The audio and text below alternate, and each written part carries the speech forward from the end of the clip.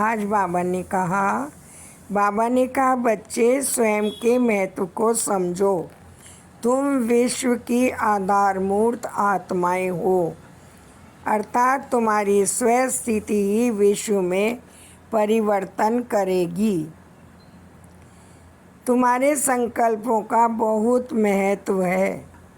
जब तुम हलचल में होते हो तो विश्व की आत्माएं हलचल में आ जाती हैं और तुम्हारी शांत स्थिति से वो शांत हो जाती हैं और उनकी विश्व को परिवर्तन करने की क्षमता बढ़ जाती है।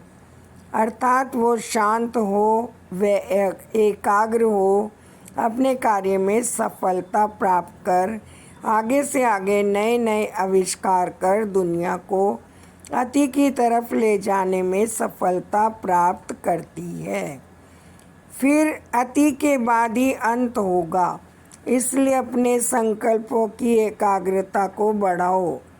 संकल्पों को एकाग्र करना अर्थात अपने ऊंच स्वमान में स्थित हो विश्व परिवर्तन का कार्य संपन्न करना।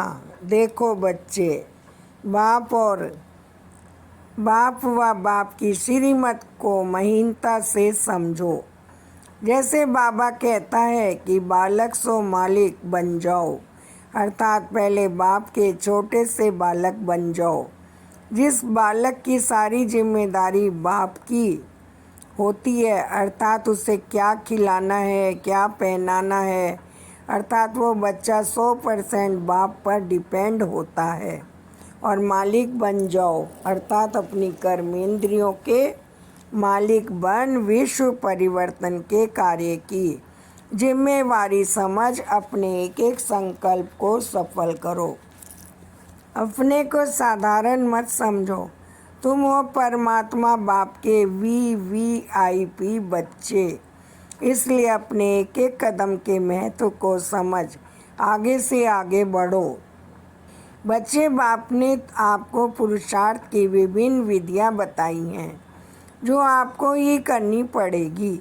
यह समय जो कल्प का अंतिम समय जा रहा है, तो हिसाब किताब, कमी कमजोरी सब बाहर निकल कर आ रही हैं। इसलिए इस पर ज़्यादा विचार न कर विधि से सिद्धि को प्राप्त करो।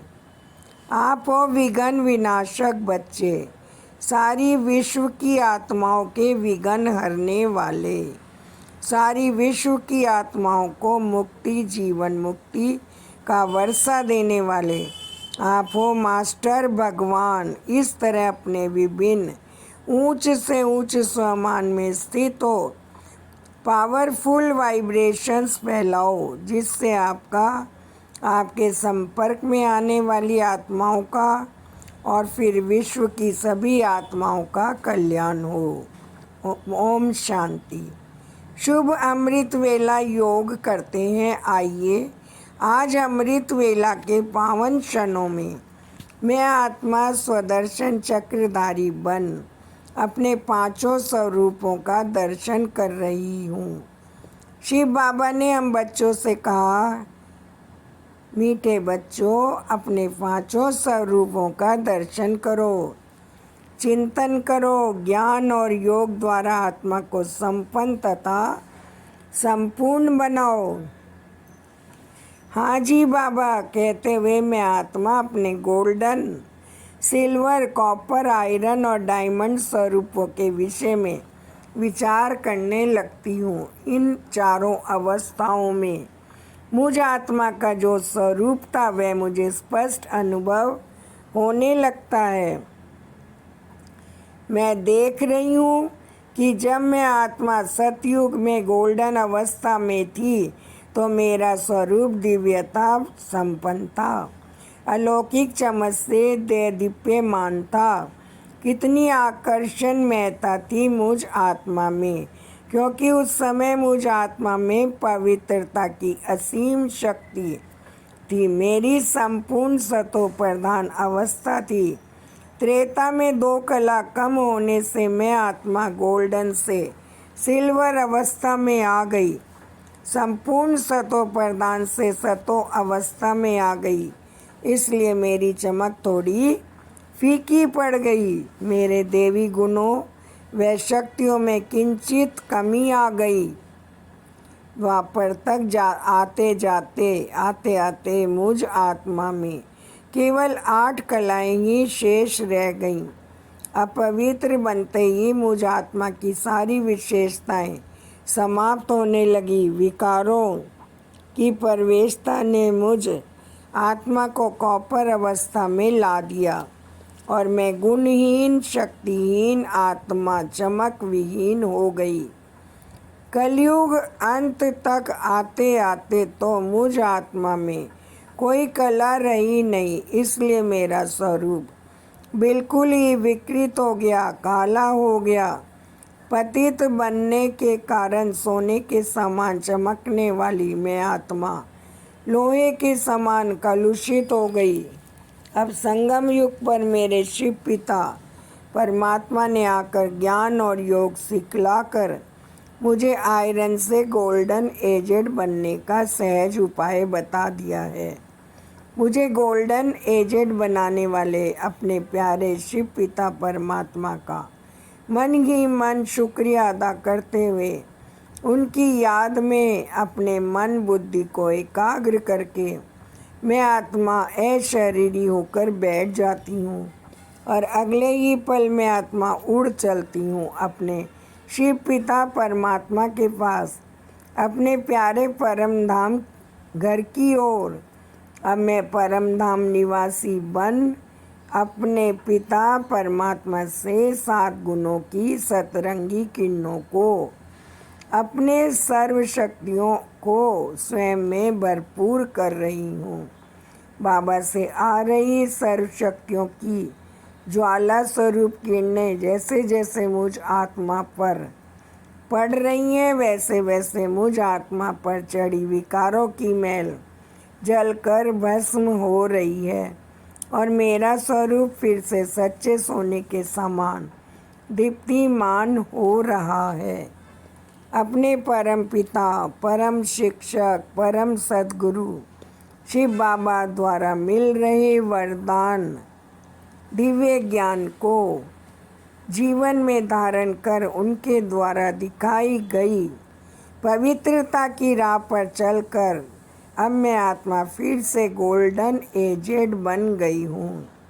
यह ब्रह्मा है सतगुरु की दरबार। इस भ्रिकुटी में सतगुरु विराजमान हैं।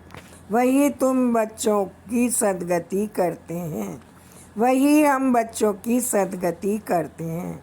इस समय सभी बच्चे प्रकृति और माया के गुलाम बन गए हैं। बाप अभी इस गुलामी से छुड़ाते हैं। अभी माया और प्रकृति दोनों ही तंग करते हैं। कभी तूफान, कभी फैमन है, फिर तुम ऐसे मालिक बन जाते हो जो सारी प्रकृति तुम्हारी गुलाम रहती है। माया का भी नहीं होता। एक सतगुरु मिलता है तो बाकी सब गुरुओं का नाम खलास हो जाता है। सुप्रीम हुआ सब गुरुओं का गुरु है। जैसे पतियों का पति कहते हैं ना, सबसे ऊंच होने के कारण ऐसे कहते हैं। तुम सब हो चित्रधारी, मैं हूँ विचित्र। मैं कभी चित्र धारण नहीं करता। मेरे चित्र का कोई नाम बताओ, बस शिव बाबा ही कहेंगे। मैंने ये लोन लिया है, सो भी पुराने जीन अवस्था वाले व्यक्ति से के शरीर का लोन लिया है। बेहद के वैराग्यों की स्थिति उपराम न्यारी प्यारी होगी।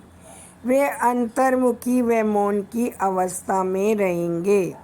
व्यर्थ चिंतन पर चिंतन व विकारों से नफरत होगी। उनको परम धाम घर जाने की स्मृति में स्मृति रहेगी। देह से न्यारे होने की प्रैक्टिस उनको सहज होती जाएगी। देह के संबंधों से नष्ट मोह ममत्व मुक्त होंगे। व्यक्ति, वस्तु, वैभव के आकर्षण से मुक्त होंगे। सहज योगी कर्म योगी स्थिति में रहेंगे। उन्हें पुराना संसार असार अर्थहीन लगेगा। वे सदैव बेहद के सन्यासी की वृत्ति में रहेंगे। ईश्वरीय ज्ञान के मनन चिंतन में मगन रहेंगे। वे किसी भी लगाव की जंजीर में नहीं जकड़ेंगे। उनकी पवित्रता की धारणा बहुत अच्छी होगी। उनके पुराने आसुरी संस्कारों से वे मुक्त होते जाएंगे। देवी गुणों से सजे सजाए धारणा मुक्त होंगे। देह अभिमान की बदबू से मुक्त होंगे। निरंकारी होकर संबंध संपर्क में आएंगे। उनसे चीज़ों की संग्रह वृत्ति नहीं होगी। उनमें खाने पीने पहनने घूमने फिरने की आसक्ति नहीं होगी। वे सदैव मौलाई मस्ती अतीन्द्रिय सुख में रहेंगे। वे विश्व कल्याण की सेवा में सदैव तत्पर रहेंगे। साधनों सुख सुविधाओं की चकाचौंध में नहीं फंसेंगे। उन्हें पुरानी दुनिया मरी हुई भासेगी। उनकी आंखों में सदैव बाप दादा घर सुखधाम रहेगा। उनका ज्ञान का तीसरा नेत्र सदैव खुला रहेगा। उनके स्वभाव संस्कार में श्रीमत रच बस जाएगी।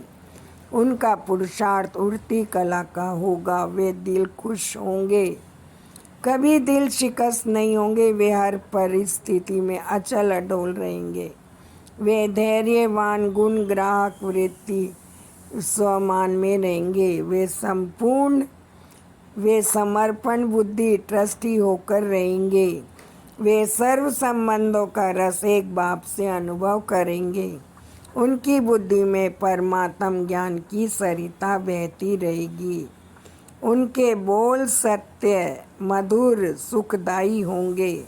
वे समय को बर्बाद नहीं करेंगे। अच्छा, ओम शांति।